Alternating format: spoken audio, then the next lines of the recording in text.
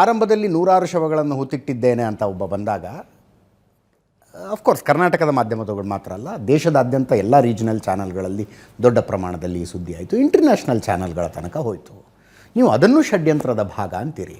ಸಹಜ ಅಲ್ವಾ? ಒಂದು ಪ್ರಮುಖ ದೇವಸ್ಥಾನ ಇರುವ ಊರಿನಲ್ಲಿ 100 ಹೆಣ್ಣು ಮಕ್ಕಳನ್ನು ಅತ್ಯಾಚಾರವೆಸಗಿ ಹೂತು ಹಾಕಲಾಗಿದೆ ಅನ್ನೋ ಆರೋಪ ಬಂದಾಗ ಸಹಜ ಮಾಧ್ಯಮಗಳಿಗೊಂದು ಕುತೂಹಲ ಬರುತ್ತೆ. ಅವ್ರು ನ್ಯಾಚುರಲಿ ಕವರ್ ಮಾಡಿದ್ದಾರೆ ಅಂತಂತೀನಿ ನಾನು. ಹೌ ಕಮ್ ಅಲ್ ಜಜೀರಾ ಹೆಂಗೆ ಅಜಿತ್, ನಾನು ಸುಮ್ಮನೆ ಒಂದು ಉದಾಹರಣೆ ಕೊಡ್ತೀನಿ. ಇಲ್ಲಿರೋ ಬಹುತೇಕರಿಗೆ ಗೊತ್ತಿರಲಿಕ್ಕಿಲ್ಲ. ನಾನು ಯಾವುದೇ ಮತಪಂಥಗಳ ನಡುವೆ ಕದನಕ್ಕೆ ಹಚ್ಚಲಿಕ್ಕೆ ನನಗೆ ಯಾವತ್ತೂ ಇಷ್ಟ ಇಲ್ಲ. ಬಟ್ ಸುಮ್ಮನೆ ಪ್ರಶ್ನೆ ಮಾಡೋದು ನಾನು. ಚಿಕ್ಕಬಳ್ಳಾಪುರದಲ್ಲಿ ಕಳೆದ 2 ತಿಂಗಳ ಹಿಂದೆ ಒಂದು ಮಾಸ್ಕ್ನಲ್ಲಿ ಒಂದು ಪುಟ್ಟ ಹೆಣ್ಣು ಮಗಳ ಮೇಲೆ ಅತ್ಯಾಚಾರ ಆಗಿದೆ. 56 ವರ್ಷದ ಒಬ್ಬ ವೃದ್ಧ ಒಂದು 6 ವರ್ಷದ ಹೆಣ್ಣು ಮಗಳ ಮೇಲೆ ಅತ್ಯಾಚಾರ ಮಾಡಿದ್ದಾರೆ. ಸುದ್ದಿಯಾಗಿದೆಯಾ? ಕೆಲವರಿಗೆ ಗೊತ್ತಿರ್ಬೋದು.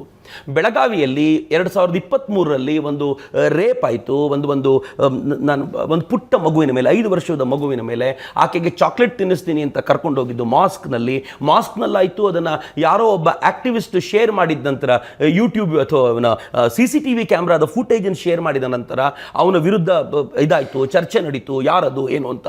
ಬಟ್ ದುರಂತ ಏನು ಅಂತಂದರೆ 2023ರಿಂದ ಹೆಚ್ಚು ಕಡಿಮೆ 1 ವರ್ಷಗಳ ಕಾಲ ಆ ಮಗುವಿನ ತಂದೆ ಅವರು ಕಂಪ್ಲೇಂಟ್ ಕೂಡ ಕೊಡ್ಲಿಕ್ಕೆ ಆಗದೆ ಇರುವಷ್ಟು ವೀಕ್ ಸ್ಥಿತಿಗಿದ್ರು.